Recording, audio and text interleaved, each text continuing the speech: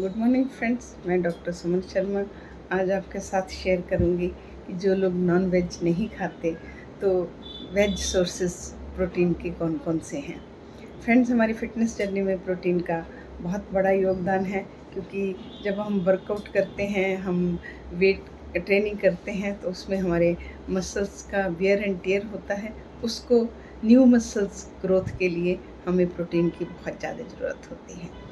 और वैसे भी वेट लॉस जर्नी में प्रोटीन को हम यूज़ करते हैं स्टाइटी के लिए, कि हमें कैलोरी कंट्रोल में खानी होती है। तो अगर हमें भूख ज़्यादा लगेगी तो हम ज़्यादा कैलोरीज खाएंगे, तो हमें कैलकुलेटिव कैलोरीज क्लाइंट को देनी होती है, तो उसमें हम प्रोटीन का यूज़ करते हैं, जिससे स्टाइटी रहती है। तो कस्टमर आराम से हमारी वेट लॉस जर्नी को पूरी कर पाता है।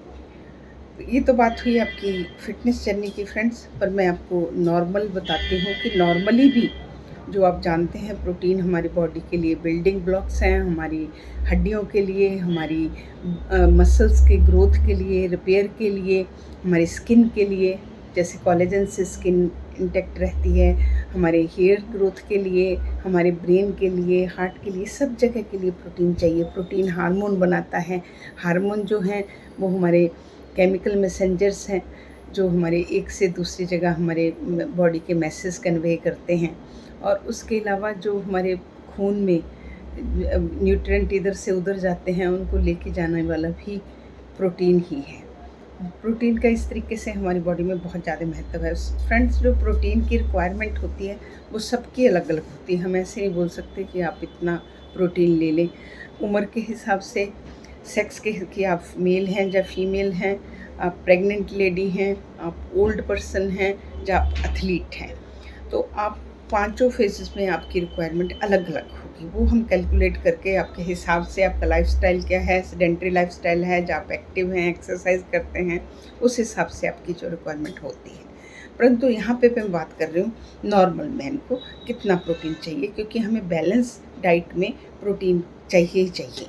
क्योंकि वेजिटेरियन जो है वो प्रोटीन को इस बात से उनको ध्यान नहीं रहता कि कौन सी वेज में प्रोटीन हम ले रहे हैं नहीं ले रहे, उससे उनमें प्रोटीन की कमी होने के बहुत चांसेस हैं। तो फ्रेंड्स, एक नॉर्मल आदमी को 0.8 ग्राम पर केजी बॉडी वेट प्रोटीन चाहिए। उसको हम लोग 3 डोजेस में डिवाइडेड बोलते हैं, कि जैसे आप 3 में डिवाइड कर लो, थोड़ा उसको ब्रेकफास्ट में डालिए, थोड़ा लंच में डालिए, थोड़ा डिनर में डालिए।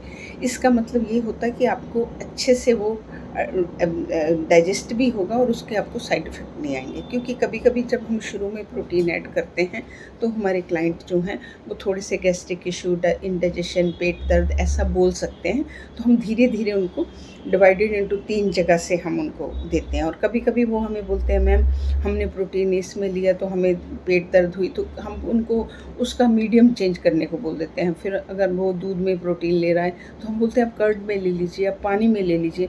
मतलब चीज़ें चेंज कर करके हम उनको एडजस्ट कराते हैं। तो फ्रेंड्स, ये है कि आपकी रिक्वायरमेंट मैं बता देती हूँ। जैसे मान लीजिए कोई 100 किलोग्राम का आदमी है, तो 0.8 के हिसाब से उसको 80 ग्राम प्रोटीन जो है वो 3 में डिवाइडेड कर देना है। थोड़ा ब्रेकफास्ट में डालना, थोड़ा लंच में डालना, थोड़ा डिनर में डालना। सीधी बात है कि आप सुबह जब ब्रेकफास्ट करो, अपनी प्लेट में देखो आपका कौन सी चीज़ में प्रोटीन है, कितना है। सम अप करके देखिए कि आपको 15 से लेकर 35% तक प्रोटीन आपकी डाइट में, एक डाइट में चाहिए। 55% आपका कार्बोहाइड्रेट चाहिए और 5 से 10% आपका फैट चाहिए। इसको आपको बैलेंस करके तीनों में लीजिएगा। अब मैं आपको बताती हूँ कि प्रोटीन हमें वेज कौन कौन सी वेजिटेबल हैं या वेज सोर्सेज क्या हैं प्रोटीन के, जिससे हमें प्रोटीन मिलता है। आप उनको अपनी रिक्वायरमेंट के हिसाब से, अपनी सहूलियत से, जो चीज़ आपको जहाँ आप रहते हैं वहाँ मिल जाए तो कोई एक ऐड कर लीजिए। मैं आपको मल्टीपल सोर्सेज बताती हूँ जहाँ से वेजिटेबल प्रोटीन हमें मिल सकता है, आप अपनी उससे एडजस्ट कर लीजिए। मैं यहाँ पे तुलना आपको दूँगी एग से। एक एग में 6 ग्राम प्रोटीन होता है, ठीक है। और मैं यहाँ पे आपको बताती हूँ आप क्या क्या ऐड कर सकते हैं, जो आपको मिले डिफरेंटली। आप इनमें से किसी एक को भी ऐड करके अपना रिक्वायरमेंट पूरी कर लीजिए। नंबर 1 पे आते हैं एलमंड। सब घरों में एलमंड होते हैं। 1 औंस एलमंड में आपको 6 ग्राम प्रोटीन मिलता है। और अगर हम 2 बड़े चम्मच एलमंड बटर के अपनी ब्रेड पे लगा के सैंडविच पे खाते हैं तो वो हमें 8 ग्राम के आसपास प्रोटीन देता है। एक अंडे का आपका बराबरी होगी। आपको प्रोटीन काजू और पिस्ते में भी मिलता है, पर इसमें सेम मैं एक बात हमेशा बोलती हूँ कि इसमें ना कैलोरीज ज़्यादा होती है जो ड्राई फ्रूट होता है, तो आप कैलोरीज का ज़रूर ध्यान रखें। ऐसा ना हो प्रोटीन बैलेंस करने के चक्कर में हम बहुत ज़्यादा कैलोरीज ले जाएं। तो इस तरीके से आप एलमंड से प्रोटीन ले सकते हैं। फिर मैं बात करती हूँ कॉटेज चीज़ की, जो हम घरों में पनीर बनाते हैं। इसमें अंदर हमें vitamin B12, vitamin B2, iron, calcium and आपका अच्छी मात्रा में प्रोटीन मिलता है। इसमें हमें बताया गया कि 1 कप कॉटेज चीज़ में 28 ग्राम प्रोटीन आता है। मैं यहाँ पे आपको एक ट्विस्ट बताती हूँ। हम ना कप नहीं लेते, फिटनेस जर्नी में हम कभी कप का ऐसे मेज़रमेंट नहीं लेते। कप तो इतना बड़ा भी हो सकता है 1 कप, इतना बड़ा भी हो सकता है 1 कप, तो आप कौन सा कप लेंगे? तो हम हमेशा मेज़रमेंट में ही विश्वास करते हैं। तो एक यहाँ पे जो मैं 1 कप बोल रही हूँ उसमें मैंने वो पढ़ा, तो उसमें 226 ग्राम पनीर में आपको 28 ग्राम जो प्रोटीन मिलता है। तो आप अकॉर्डिंगली इसको अपनी उसमें एडजस्ट कर सकते हैं। फिर मैं बात करती हूँ ग्रीक योगर्ट की। ग्रीक योगर्ट फ्रेंड्स इसका क्यों नाम है? क्योंकि ग्रीक में इसे इस तरह से बनाया जाता है। मैं बताती हूँ इंडिया में ये कौन सा योगर्ट है, शायद आपको समझ आएगा।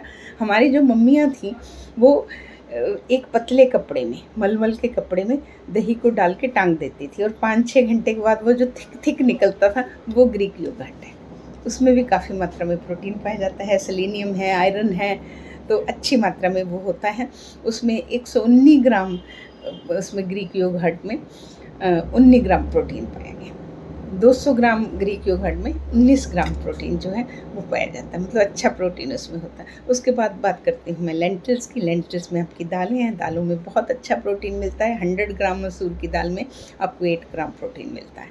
100 ग्राम वाइट छोले जो हम यूज़ करते हैं उसमें 8 ग्राम प्रोटीन मिलता है। इसी तरीके से राजमा में, मूंगी में, हर चीज़ में अच्छा प्रोटीन होता है। उसके अलावा फाइबर है, जिंक है, आयरन है, फोलेट है दालों में, और सबसे मेन है इसमें कम्प्लेक्स कार्बोहाइड्रेट है। कम्प्लेक्स कार्बोहाइड्रेट जो है वो हमें हमारे शुगर को स्टेडी रखता है, हमारे फैटी लिवर नहीं होने देता, और हमें हार्ट डिजीज़ से बचाता है। तो फ्रेंड्स, इसीलिए हमारे घरों में दाल का जो है पहले से ही चलन है कि एक टाइम हमें दाल ज़रूर खानी है। तो ये मैं रेगुलर जो दाल खाते हैं वो इनडायरेक्ट उनका प्रोटीन वहाँ से आता है।